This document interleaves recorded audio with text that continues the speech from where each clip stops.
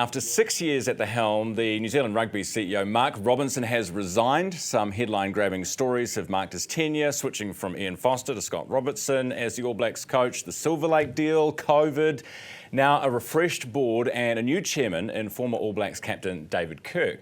So, what's the future of New Zealand rugby? It's the big question on everybody's lips this morning. Joining us to discuss, Elliott Smith, News Talk ZB rugby editor, the voice of rugby, and Andrew Gordy, sports commentator. Good morning, lads. Morning, Bridgie. Good to see you. Elliott, we'll start with you. Is this actually going to be an existential question for NZR, or is this just one CEO out and new one in? No, I think this is going to be a change. They've got a new board in place in recent months that's going to change the direction of New Zealand rugby. Swept out the old one, put in the new one. A lot of changes around the heartland. Wanted full change. They didn't quite get there, but they got a lot of change on the board. So they're going to have someone at the top that's going to drive some of that change they want. But it's such an overarching role with the commercial side of things, the heartland side, the Super Rugby, the international game, the All Blacks. Very, very hard to find someone that ticks all those boxes and knows what they're talking about.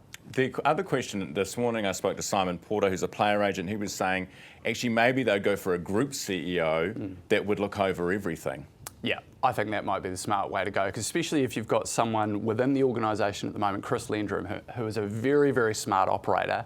I'm not sure if he's the kind of guy that should necessarily be the CEO, but he would make an excellent head of rugby. He's someone that New Zealand Rugby, I think, needs to retain.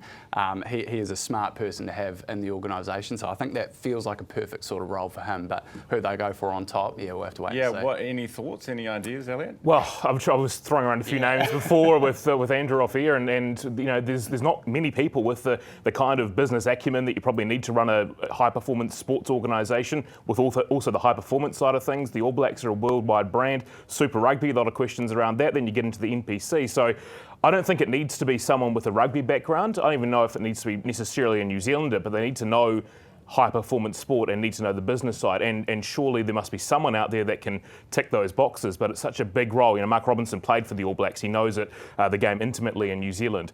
Very few people out there at the moment have probably the rugby side of things. They might have the business side. So where New Zealand Rugby goes, do they go, we'll leverage the rugby side and go with a business person, and vice versa is going to be fascinating. It's almost like running a government, though, isn't it, running NZR, because it's so cultural as well. That you're not just answerable to shareholders or investors, you've actually got to answer to the New Zealand public too. And that's why this decision is going to be such a tricky one. If you go international, that's where Mark Robinson's strength was, probably, because he was founded in the game, right? He's gone right through the system to be an All Black. He's had the smarts, and that's what made him a great CEO. He had connection across the board, I suppose.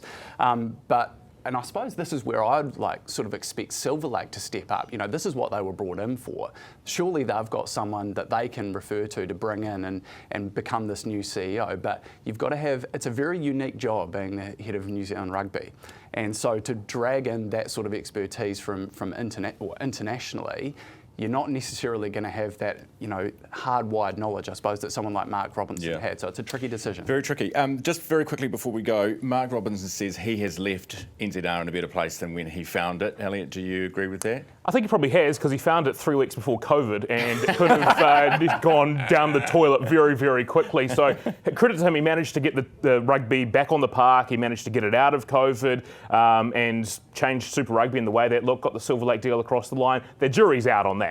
But I think he left in a better place. Yeah, okay. I think if we're marking Mark Robinson out of 10, I'm giving him a 5.5. Ooh. It wasn't a catastrophic failure, but it wasn't an overwhelming success either. And I think after, nearly 6 years in the job, that's long enough to stamp your mark on the job, and I'm not convinced he's necessarily done that. But I think some of the work that he has done during this time, we might in 5 or 10 years' time look back and say, Mark Robinson implemented that, but it's hard to put the finger on that right now. Okay, interesting. Guys, thanks so much for coming in. Great to see you both. Cheers, mate. That's Elliott Smith, News Talk ZB, voice of rugby, and Andrew Gordy, sports commentator, voice of himself.